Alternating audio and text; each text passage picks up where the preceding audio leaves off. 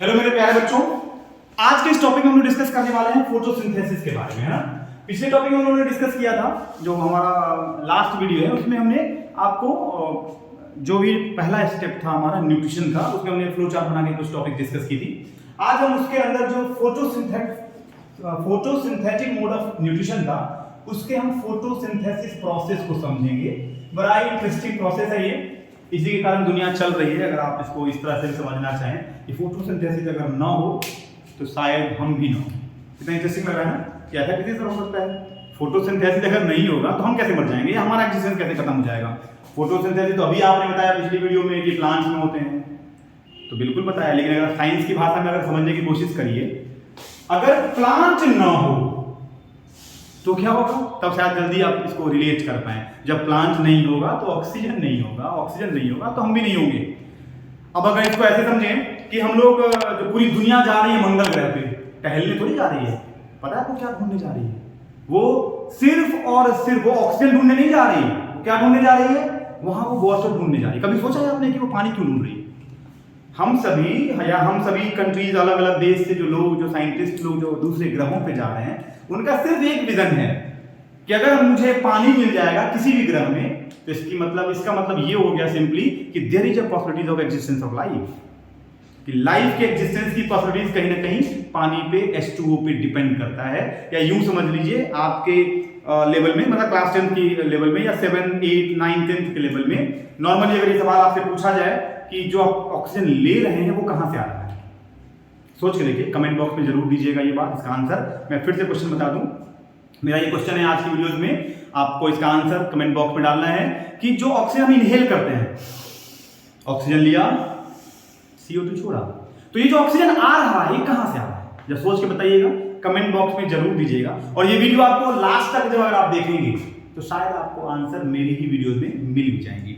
अब इसमें जो आगे बढ़े हैं, फोटोसिंथेसिस, फिर से वही टॉपिक, फिर से वही तरीका। फोटो का मतलब लाइट, डिस्कस कर चुके हैं हम लोग पिछली वीडियो में, और सिंथेसिस का मतलब हो गया to produce, to make, to create, that is what the photosynthesis. लेकिन जो बेसिक स्टेप्स हैं इसमें हमारा 3 स्टेप है। वैसे तो बहुत सारे स्टेप्स हैं, जब नीट लेवल का हम वीडियो बनाएंगे तब वहां हम डिस्कस करेंगे कि फोटोसिंथेसिस के बहुत सारे कॉम्प्लेक्स प्रोसेस है। जितना आसान हम लोग 10th में पढ़ लेते हैं या 7 to 10th की बुक्स में देख लेते हैं, उतना आसान एक्चुअली में नहीं है। ऑब्वियसली आपको अगर डॉक्टर बनना होगा तो कहीं ना कहीं कॉम्प्लेक्सिटी का जो लेवल होगा थोड़ा सा हाई होगा, लेकिन जब आप नीचे से पढ़ते हुए जाएंगे प्रॉपर्ली, स्टेप वाइज, 6 में पढ़ा, 7 में पढ़ा, 8 में पढ़ा, 9 में पढ़ा, 10th में आप देखेंगे कि ऑक्सीजन कहां से आया।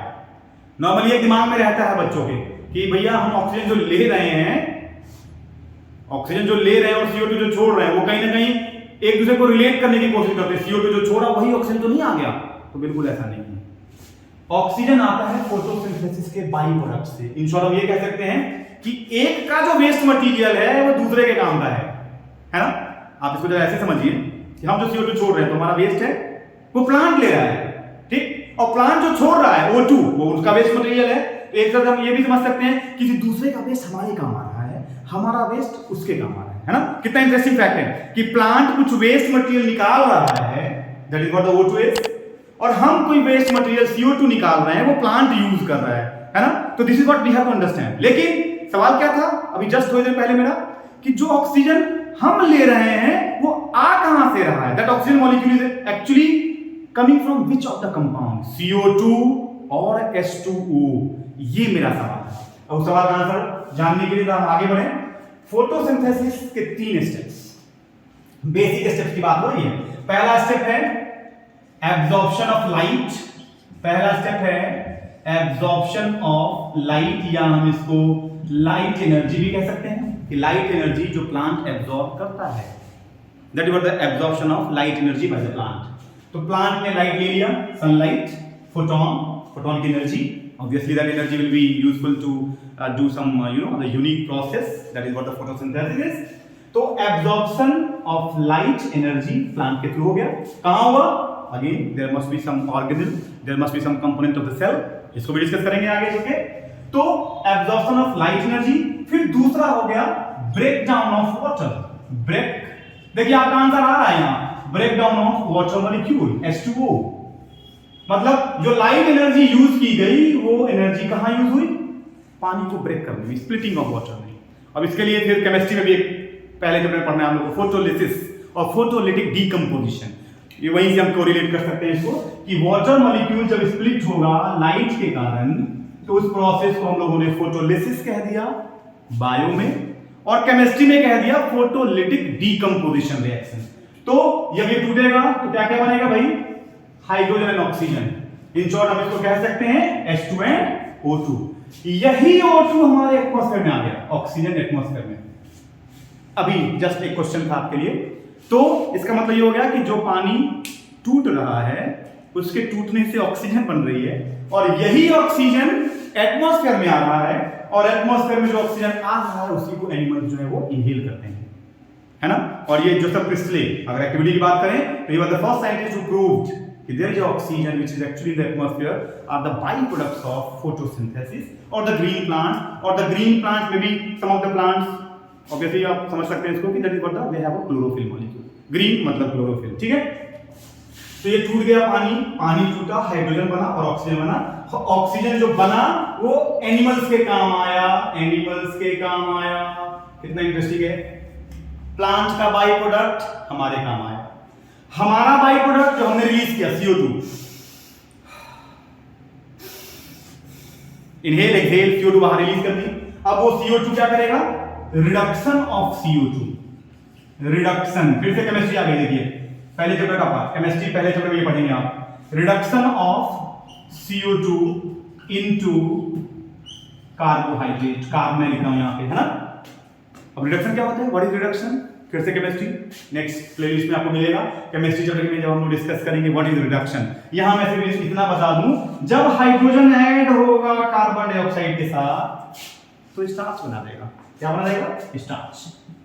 और इसी को हम कह देते हैं कार्बोहाइड्रेट, इसी को हम कह देते हैं ग्लूकोज C6H12O6। अब ये देखिए कितना इंटरेस्टिंग था ना। फोटोसिंथेसिस में क्या क्या हुआ, एब्जॉर्प्शन ऑफ लाइट एनर्जी, किसके कारण। तो यहां पर फिर एक सवाल बन गया, आप पूछ सकते थे कमेंट बॉक्स में कि सर इसका क्या आंसर होगा। Obviously chlorophyll, CHL, chlorophyll. मतलब क्लोरोफिल ने लाइट एनर्जी यूज की, लाइट एनर्जी यूज करने के कारण क्लोरोफिल के अंदर ही पानी टूट गया, बेचारा काम का मारा, दो टुकड़े हो गए इसके। दो टुकड़ों में दो टुकड़े कौन कौन से, एक टुकड़ा ऑक्सीजन का, एक टुकड़ा हाइड्रोजन का। ये टुकड़ा क्या था, बाई प्रोडक्ट, कहां आया, एटमॉस्फेयर में। किसके लिए, हम लोगों के लिए, हम लोगों ने उसको इनहेल किया। फिर जो बचा दूसरा टुकड़ा हाइड्रोजन का, वो चला गया फिर से रिडक्शन करने, भैया हमारे लिए भी तो कुछ बनना चाहिए, भाई प्लांट भी तो अपने लिए कुछ बनाएगा। अब वो बनाएगा हमारा स्टार्च और ग्लूकोज मॉलिक्यूल। तो this is what the photosynthesis is. Higher classes में या ICSE बोर्ड में अगर आप बुक्स में देखेंगे, वहां आपको यही क्या मिलेगा, किसी को फिर नीलिंग कर दी उन्होंने डराने के लिए कि भैया ऐसा है, दो तरह के रिएक्शन होते हैं फोटोसिंथेसिस के, लाइट रिएक्शन, डार्क रिएक्शन। ये देखिए लाइट रिएक्शन, डार्क रिएक्शन। अब लाइट क्यों कहा, तो वो रिएक्शन जिसमें लाइट का होना जरूरी है। ये नहीं कि दिन में ही होगा, लाइट का होना एसेंशियल है, ठीक है। लाइट अगर होगा तभी होगा, मतलब ये दिन में ही होगा, कंफ्यूज नहीं होना है। लेकिन जो डार्क रिएक्शन है इसका ये मतलब नहीं है कि अंधेरे में होना है, ये कभी भी हो सकता है, वो दिन में भी हो सकता है, रात में भी हो सकता है। तो यहां कंफ्यूजन बिल्कुल नहीं दिमाग में। डार्क इसीलिए कहा क्योंकि इसमें जितने भी रिएक्शंस हो रहे हैं उनको लाइट नहीं चाहिए, नो लाइट। मतलब लाइट रिएक्शन में लाइट एसेंशियल है, उसके इन्वॉल्वमेंट के बिना H2O नहीं टूट सकता है। That's why it is called light reaction. और ये हो क्या रहा है, ग्रेना में। ग्रेना कौन है, ये एक पार्ट है हमारा क्लोरोफिल का, ग्रेना में, या ग्रेनम लैमेली भी कहते हैं इसको। और जो डार्क रिएक्शन है ये कहां हो रहा है, स्ट्रोमा में, स्ट्रोमा में। और यहां क्या हो रहा है, यहां सिर्फ एक स्टेप हो रहा है, that is what the reduction. ये जो पहले दोनों स्टेप्स थे वो लाइट रिएक्शन का कंपोनेंट था, एब्जॉर्प्शन एंड ब्रेकडाउन। और जो तीसरा वाला स्टेप था रिडक्शन ऑफ CO2, वो डार्क रिएक्शन का पार्ट था। तो this is what the photosynthesis process, जिसके थ्रू हम किसी दूसरे का बाई प्रोडक्ट ऑक्सीजन यूज कर रहे हैं। ऑक्सीजन लेने के बाद जो हम बाई प्रोडक्ट रिलीज कर रहे हैं CO2, वो उस प्लांट्स के काम आ रहा है। दिस इज व्हाट टुडे's topic. Thank you so much.